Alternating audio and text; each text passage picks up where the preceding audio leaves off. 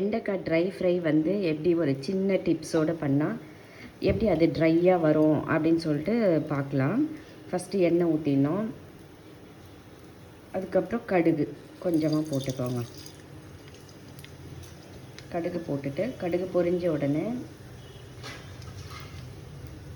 எதுவும் போட வேணாம், இந்த பூண்டு மட்டும் இந்த மாதிரி வந்து நான் தட்டி வச்சுருக்கேன்ல, ஒன்றும் பாத்தியமாக பூண்டு தட்டி வச்சுருக்கேன் இல்லையா, பூண்டு மட்டும் போட்டால் போதும். வேறு எந்த வெங்காயம் அது இதுன்னு சொல்லிட்டு போட வேணாம் ட்ரை ஃப்ரைக்கெல்லாம். இதுவே வந்து பூண்டு வாசனை மிளகாப்பொடி வாசனை சூப்பராக இருக்கும். இப்போ பொரிஞ்ச பிறகு நம்ம வந்து பூண்டு போட்டுடணும்.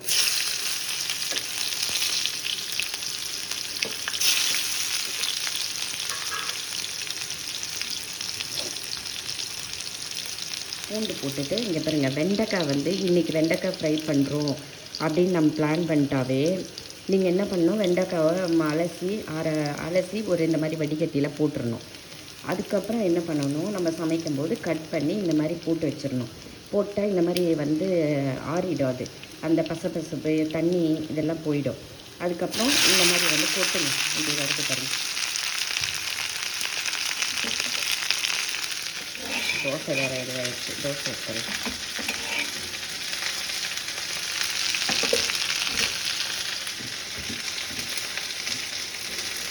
அதுக்குள்ளே அது ட்ரை ஆகுது.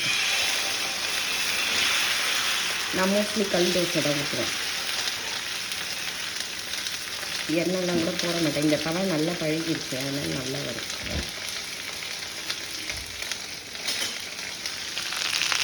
இப்போ வந்து இந்த வெண்டைக்காய் பாருங்கள்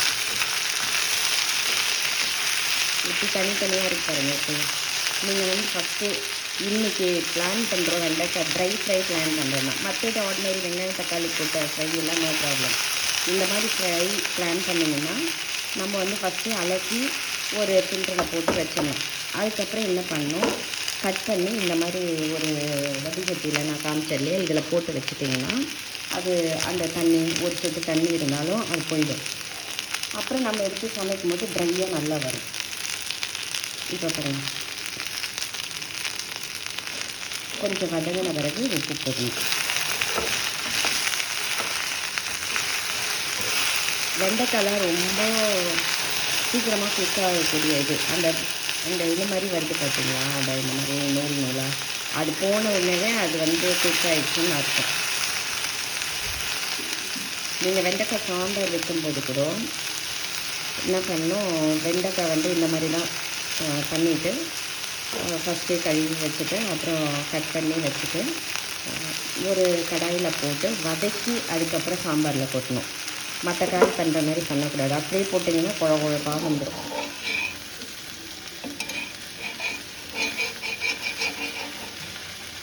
அவ்வளோதான், 3 தோசை ஊற்றிட்டேன், 3 போதும்.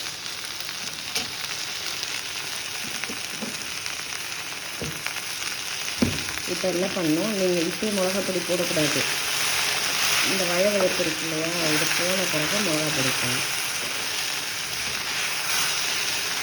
அதுக்கு தான் நீங்கள் எப்போவுமே ட்ரை ஃப்ரைலாம் பண்ணும்போது கடாய் வந்து நல்லா திக்காக இருக்கணும். அலுமினியம் இதில் எல்லாம் பண்ணக்கூடாது.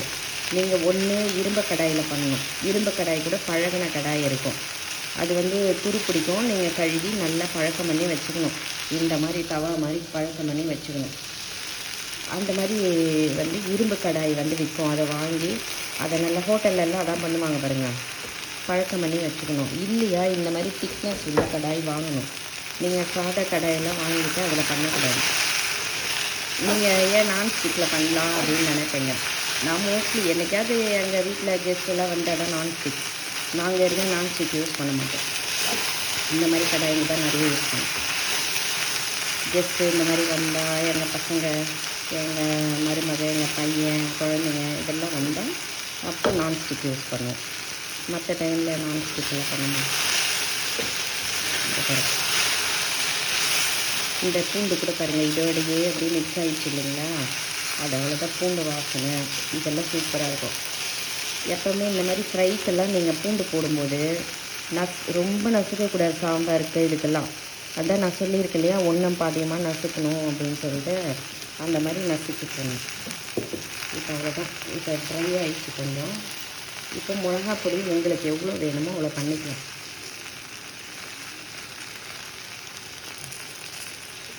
இன்னொன்று, நீங்கள் க்ரீனாகவே எனக்கு வேணும் அந்த மாதிரி சமைச்சி சாப்பிடணும் அப்படின்னா நீங்கள் வந்து மிளகா பொடிக்கு பதில் பூண்டு, பச்சை மிளகாய் போட்டுக்கணும்.